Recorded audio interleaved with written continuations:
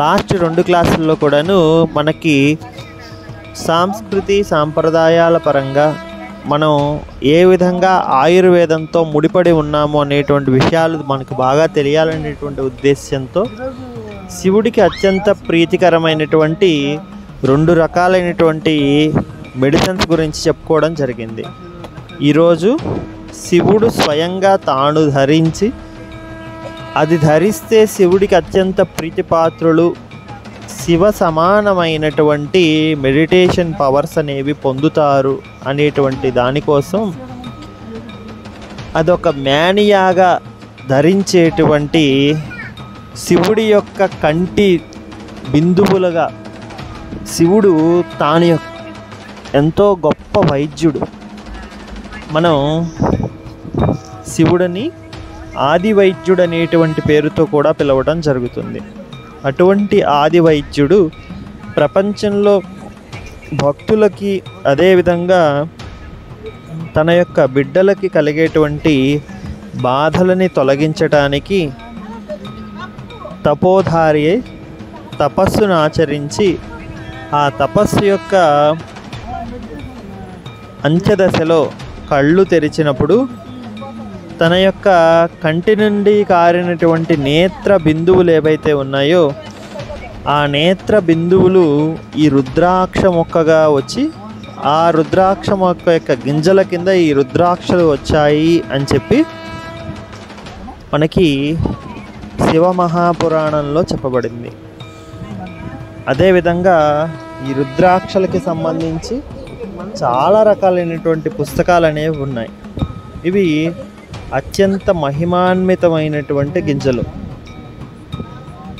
ఎంతలా అంటే ఒక్కొక్క ముఖం కలిగినటువంటి ఒక్కొక్క రుద్రాక్ష అనేది శరీరానికి, మనస్సుకి కలిగేటువంటి వివిధ రకాలైనటువంటి బాధల్ని తొలగించడంతో పాటు వివిధ రకాలైనటువంటి గ్రహావేశాలు, అంటే మనిషిని పట్టి పీడించేటువంటి దుష్టగ్రహాలని కూడా దునుమాడి వాళ్ళని రక్షించేవిగా మనకి కనబడుతూ ఉన్నాయి. ప్రధానంగా ఈ రుద్రాక్షల్ని మనం ఆయుర్వేద వైద్యంలో పిత్త సంబంధితమైన వ్యాధులు, పిత్తము అంటే చెప్పుకున్నాం, త్రిమూర్తుల్లో విష్ణువు అనేటువంటి వ్యక్తి మనకి కఫంగా కనబడితే, రుద్రుడు అనేటువంటి ఆయన మనకి పిత్తంగా కనబడతారు అని చెప్పడం జరిగింది.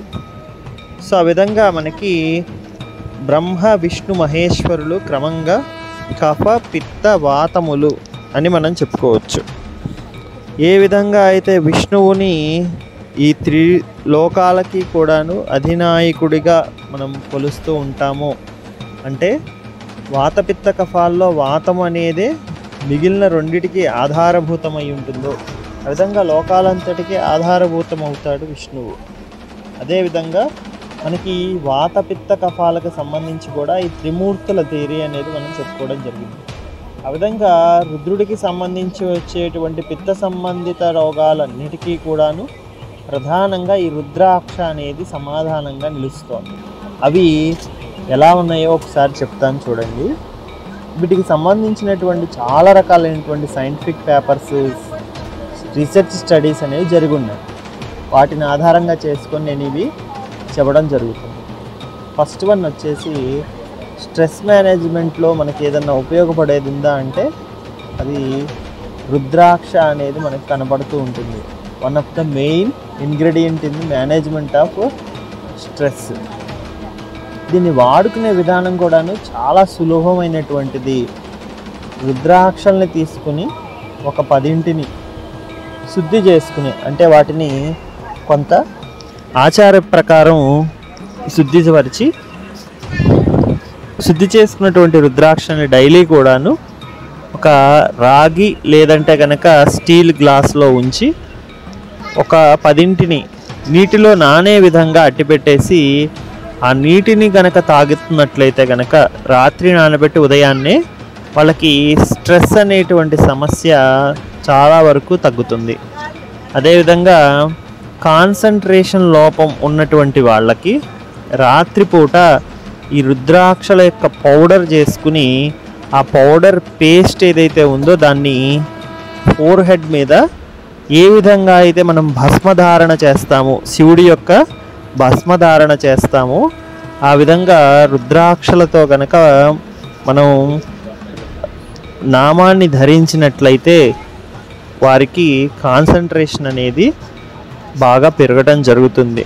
ఏ విషయానికి సంబంధించి అయినా, అంటే మనం ప్రతి విషయంలోనూ చదువు ఒక్కటే కాన్సన్ట్రేషన్ సంబంధించింది అనుకుంటాం, కానీ మనం చేసే ప్రతి పని కూడాను త్రికరణ శుద్ధిని పొంది ఉండాలి. అప్పుడు మాత్రమే విజయం అనేది మనల్ని వరిస్తూ ఉంటుంది. ఆ విధంగా త్రికరణ శుద్ధిలో ప్రధానమైనటువంటిది మనస్సు అనేది చంచలమైనటువంటి వస్తువు. మనం శరీరాన్ని మన ప్రయత్నపూర్వకంగా ఆపచ్చు చాలా విషయాల నుంచి వెళ్ళకుండా. అదేవిధంగా ఆత్మ అనేది స్వయం చైతన్యాన్ని కలిగి ఉంటుంది. ఈ రెండిటికి గ్లాని కలిగించేది మన ఆలోచనే. అటువంటి ఆలోచనల్ని కాన్సన్ట్రేషన్ అనేటువంటి పదంతో మనం పిలవడం జరుగుతుంది. సో ఆలోచనల పరంపరని ఎవరైతే జయించగలుగుతారో వాళ్ళే విజయానికి చేరువకాగలుగుతారు. అంటే కాన్సన్ట్రేషన్ ఎవరికైతే ఉంటుందో వాళ్ళు గమ్యాన్ని ఈజీగా చేరగలుగుతారు. సో విజయం కూడా వాళ్ళని వరిస్తుంది. అటువంటి విధానంలో మనకి రుద్రాక్షల యొక్క పేస్ట్ అనేది ఫోర్ హెడ్ మీద ధరించడం అనేది ఉపయోగకారిగా కనబడుతోంది. తర్వాత చాలా రకాలైనటువంటి పెయిన్ మేనేజ్మెంట్కి వాడేటువంటి లేపాల్లో ప్రధానంగా ఆయింట్మెంట్స్ కానీ లేదా తైలాలు కానీ ప్రిపేర్ చేసే విధానంలో ఈ రుద్రాక్షల యొక్క పేస్ట్ని కూడా కలిపి కుక్ చేయడం జరుగుతూ ఉంటుంది. అదేవిధంగా యాంగ్జైటీ అనేటువంటి సమస్య. యాంగ్జైటీ అంటే ఏంటంటే మనకి ఏదో అయిపోతుంది, నా వల్ల ఇంతకంటే బెటర్గా జరగచ్చు, కానీ నేను ఎందుకో పూర్తిగా పనిచేయలేకపోతున్నాను, లేదంటే ఎంత చేసినా ఎవరు నన్ను పట్టించుకోవట్లేదు, నేను చేసిన దానికి విలువ ఉండట్లేదు, నేను వాళ్ళకంటే గొప్పవాడిని ఎప్పుడు అవుతాను. ఈ విధంగా కంపారిజన్, రెండు ఇన్ఫీరియారిటీ కాంప్లెక్స్, ఈ విధంగా ఉండేటువంటి కారణాల చేత మనస్సు పొందేటువంటి ఇబ్బందే యాంగ్జైటీ. అంటే లేని టెన్షన్ని పొందడము, ఉన్నదాన్ని గుర్తించకపోవడము, సంతృప్తి లేకపోవడం, ఈ విధంగా చాలా రకాలైనటువంటి కారణాలు ఉంటాయండి యాంగ్జైటీకి. అటువంటి యాంగ్జైటీలోకి వాడేటువంటి మెడిసిన్స్లో కూడాను ఈ రుద్రాక్ష అనేది వన్ ఆఫ్ ద ఇంగ్రీడియంట్. ఇందాక మనం చెప్పుకున్న విధానంలోనే పాలని గనక ఈ రుద్రాక్షలు వేసి కొంచెం మరిగించి ఆ పాలని గనక తీసుకున్నట్లయితే దానివల్ల యాంగ్జైటీ అదేవిధంగా డిప్రెషన్ అనేటువంటి సమస్యలు తగ్గడం గమనించవచ్చు. తర్వాత మనకి వచ్చేటువంటి మూర్ఛ వ్యాధి, ఎపిలెప్సీ అని చెప్పి అంటాం. ఆ మూర్ఛ వ్యాధికి సంబంధించిన మందుల్లో కూడాను దీన్ని వన్ ఆఫ్ ద ఇంగ్రీడియంట్ కింద కలపడం జరుగుతోంది. అదే విధానంలో మూర్ఛకి సంబంధించి కూడా శిరోలేపనం చేయడానికి కానీ పానీయాల్లో కానీ ఈ రుద్రాక్షల యొక్క పౌడర్ని మనం వన్ ఆఫ్ ద ఇంగ్రీడియంట్ కింద వాడటం జరుగుతుంది. షుగర్ని కంట్రోల్ చేయడానికి మనం వాడేటువంటి మందుల్లో షుగర్ని తగ్గించేటువంటి ఇన్సులిన్ ప్రొడక్షన్ని ఇంక్రీజ్ చేయటము, షుగర్ లెవెల్స్ని తగ్గించేటువంటి విధానము ఈ రుద్రాక్షల యొక్క పౌడర్లో అబ్జర్వ్ చేయబడింది. మనం మెంతి పౌడర్ని వాడుకోమని చాలా క్లాసుల్లో చెప్పాం కదా. ఆ మెంతి పౌడర్కి కొంత ప్రమాణం, ఒక 2-3 చిటికెల ప్రమాణం రుద్రాక్షల పౌడర్ని కూడా యాడ్ చేసినట్లయితే అవి మరింత పొటెన్సిఫై అవుతాయి, ఇంకా బాగా షుగర్ని కంట్రోల్ చేయగలుగుతాయి. అదేవిధంగా ఈ శిరోలేపము రుద్రాక్షలతో చేసినటువంటి పానీయం, అంటే రాత్రిపూట రుద్రాక్షలను నానబెట్టి ఉదయాన్నే వాటిని తాగటం అనేది చేయడం ద్వారా బీపీ యొక్క సమస్య నుంచి కూడా మనం బయటపడవచ్చు. హైపర్ టెన్షన్ అంటాం కదా, దాని నుంచి కూడా బయటపడవచ్చు. నిద్రలేమితో బాధపడేటువంటి వాళ్ళు, ఇన్సామ్నియా సమస్య బాధపడేటువంటి వాళ్ళు ఈ రుద్రాక్షల యొక్క బీజ చూర్ణంతో పాలని కనుక మరిగించి ఆ పాలు తీసుకున్నట్లయితే వాళ్ళకి నిద్ర పట్టకపోవడం అనేటువంటి సమస్య నుంచి సత్వరమే బయటపడుతూ ఉంటారు. అదేవిధంగా పంచముఖ రుద్రాక్ష అనేటువంటి దాన్ని చేతికి ధరించి, లేదంటే ఆ పంచముఖ రుద్రాక్షని తమ యొక్క తల్పము అంటే దిండు కింద పెట్టుకుని శయనించేటువంటి వాళ్ళకు కూడాను ఈ యొక్క బాధల యొక్క ఇంటెన్సిటీ తగ్గి నిద్ర పడుతోంది అని చెప్పి ఎలక్ట్రోమాగ్నెటిక్ స్టడీస్ చేసి రీసెర్చ్ ద్వారా కనుక్కున్నటువంటి విషయం. అదేవిధంగా రొమటాయిడ్ ఆర్థరైటిస్ అనేటువంటి ఆమవాతము అని చెప్పి అంటాం. అంటే డైజెస్టివ్ లోపాల వల్ల ఫ్రీ రాడికల్స్ అనేవి ఏర్పడి బాడీ లోపల ఉండేటువంటి వివిధ రకాలైనటువంటి జాయింట్స్ని వాపుకి నొప్పికి గురి చేసేటువంటి సమస్యనే రొమటాయిడ్ ఆర్థరైటిస్ అని చెప్పి అంటాం. ఆ రొమటాయిడ్ ఆర్థరైటిస్ అనేటువంటి సమస్యలో ఈ యొక్క రుద్రాక్షలకు సంబంధించినటువంటి పౌడర్ని మెడిసిన్గా లోపలికి ఎక్స్టర్నల్గా ఆయిల్స్ అండ్ ఆయింట్మెంట్స్ అప్లికేషన్లోనూ వాడటం జరుగుతుంది. తలకి వచ్చేటువంటి శిరస్సుల అనేటువంటి సమస్యలకి ఈ రుద్రాక్షలని పౌడర్ని చేసి గంధంతో కలిపి పైకి శిరోలేపనంగా ఎలా అయితే నామాలు ధరిస్తామో ఆ విధంగా ధరించడం ద్వారా తలనొప్పి నుంచి ఉపశాంతి కలుగుతుంది. ఆకలి తగ్గడము, అదేవిధంగా టేస్ట్ లేకపోవడము అనేటువంటి సమస్యలు మనకి కోవిడ్ తర్వాత బాగా కనబడుతున్నాయి జనాల్లో. అటువంటి సమస్యల్లో ప్రధానంగా ఈ రుద్రాక్షల యొక్క పౌడర్ యొక్క కషాయాన్ని కుక్కిల పట్టడానికి వాడటం ద్వారా ఈ యొక్క సమస్య నుంచి సత్వరం బయటపడచ్చు.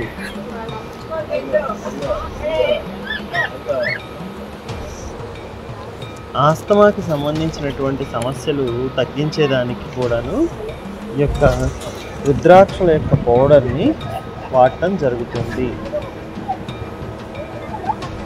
రుద్రాక్షల యొక్క పౌడర్ వాటర్ ఎంత ప్రమాణం అంటే 1 చెంచా రుద్రాక్షల పౌడర్ని 200 ml హాట్ వాటర్కి కలిపి మిక్స్ చేసి అవి సెటిల్ అయిన తర్వాత ఆ వాటర్ని తాగేసినట్లయితే కనుక బ్రాంకియల్ ఆస్తమాలో మంచి గుణకరమైనటువంటి రిజల్ట్స్ కనబడుతూ ఉన్నాయి. రుద్రాక్షల యొక్క బెరడు, అదేవిధంగా దాని యొక్క ఆకుల యొక్క జ్యూసు పేస్ట్గా చేసి ఎవరికైతే ఎండ దెబ్బ తగులుతుందో ఆ ఎండ దెబ్బ తగిలిన వాళ్ళ యొక్క పాదాలు, చేతులు, అదేవిధంగా నుదురు ఈ భాగాల్లో ప్రధానంగా పేస్ట్ని కనుక గంధంలా అప్లై చేసినట్లయితే సన్ స్ట్రోక్ నుంచి ఇమీడియట్గా వాళ్ళు బయటపడగలుగుతారు. తర్వాత రుద్రాక్షల పౌడర్ని టీలాగా బాయిల్ చేసుకుని దానికి కొంత 1 చెంచా నుంచి 2 చెంచాల మోతాదులో తేనె కలిపి ఉదయాన్నే పరగడుపున 1 టీ గ్లాస్ మోతాదు ఎవరైతే సేవిస్తారో వాళ్ళకి రక్త సంబంధితమైనటువంటి అన్ని రకాల సమస్యలు చెప్పచ్చు. ప్రధానంగా ఇది ఒక మంచి బ్లడ్ ప్యూరిఫైయర్గా పనిచేస్తుంది. అంటే కొలెస్ట్రాల్, ఫ్రీ రాడికల్స్, ఈ విధంగా బ్లడ్లో వచ్చేటువంటి ఇంప్యూరిటీస్ ఏవైతే ఉంటాయో వాటి అన్నిటినీ కూడాను స్కావెంజింగ్ యాక్షన్ ఉంటుంది. అంటే వాటిని న్యూట్రలైజ్ చేసేటువంటి నేచర్ ఉంటుంది. సో దాంతో ఏంటంటే మంచి బ్లడ్ ప్యూరిఫైయర్గా వీరిని సేవించడం జరుగుతుంది. అదేవిధంగా ఇందాక చెప్పుకున్నట్లు పాలని మరిగించి లోపలికి తీసుకుంటే నిద్ర పట్టుతుంది, యాంగ్జైటీ, డిప్రెషన్ లాంటివి తగ్గుతాయని చెప్తున్నాను కదా. సేమ్ అదే విధానంలో పంచకర్మలలో శిరోధార అని చెప్పేటువంటి ఒక ప్రాసెస్ ఉంది. ఆ శిరోధార ప్రాసెస్లో వాడేటువంటి ఆయిల్స్ బదులు ఈ పాలని, రుద్రాక్ష గింజల పౌడర్ని వేసి మరిగించినటువంటి పాలని పైన ధారాపాత్ర గుండా శిరస్సు మీద కనుక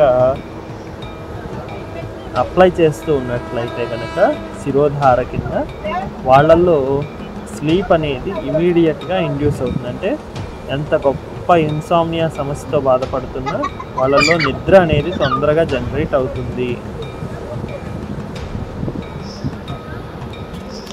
సో ఇంకా కూడాను మనకి కాళ్ళు చేతులకి వచ్చేటువంటి బర్నింగ్ సెన్సేషన్స్, అంటే డయాబెటిక్ న్యూరోపతి అనేటువంటి సమస్యలో వచ్చేటువంటి సందర్భంలోనూ శరీరంలో పిత్తదోషం అనేది అధికంగా అయిపోయిన సందర్భంలో వచ్చేటువంటి ఈ మంటల్ని తగ్గించేదానికి కూడాను ఈ రుద్రాక్షల యొక్క గింజల పేస్ట్ గంధంతో కలిపి వాడటం ద్వారా అది తొందరగా ఉపశాంతిని పొందుతాయి. అదేవిధంగా మనకు వచ్చేటువంటి అమ్మవారు పాక్స్ అంటారు, స్మాల్ పాక్స్, చికెన్ పాక్స్, ఇటువంటి సందర్భాల్లో కూడాను మంట, దురద, నొప్పి ఇటువంటి సిమ్టమ్స్ ఏవైతే ఉంటాయో వాటిని తగ్గించటంలోనూ, నంబర్ ఆఫ్ ఇరప్షన్స్, వాటి వల్ల వచ్చేటువంటి సైడ్ ఎఫెక్ట్స్ అంటే మచ్చలు ఇలాంటివి తగ్గించడంలో కూడాను ఈ రుద్రాక్ష చూర్ణాన్ని గంధం పౌడర్తో పేస్ట్ చేసి అప్లై చేయడం ద్వారా మనం దాని నుంచి ఉపశాంతిని తొందరగా పొందవచ్చు. So this is about today's class. అందరికీ కూడాను శివరాత్రి శుభాకాంక్షలు. ఒక్కసారి శివుడికి సంబంధించి ఆరోగ్యానికి సంబంధించి ఉపయోగపడేటువంటి మృత్యుంజయ మంత్రాన్ని చెప్పి శాంతి మంత్రంతో ఈరోజు క్లాస్ ముగిస్తాను.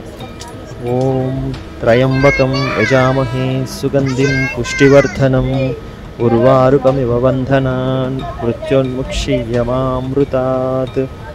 ఓం నమః శివాయ. ఓం సర్వే భవంతు సుఖినః, సర్వే సంతు నిరామయాః, సర్వే భద్రాణి పశ్యంతు, మా కశ్చిత్ దుఃఖభాగ్ భవేత్. ఓం శాంతి శాంతి శాంతి.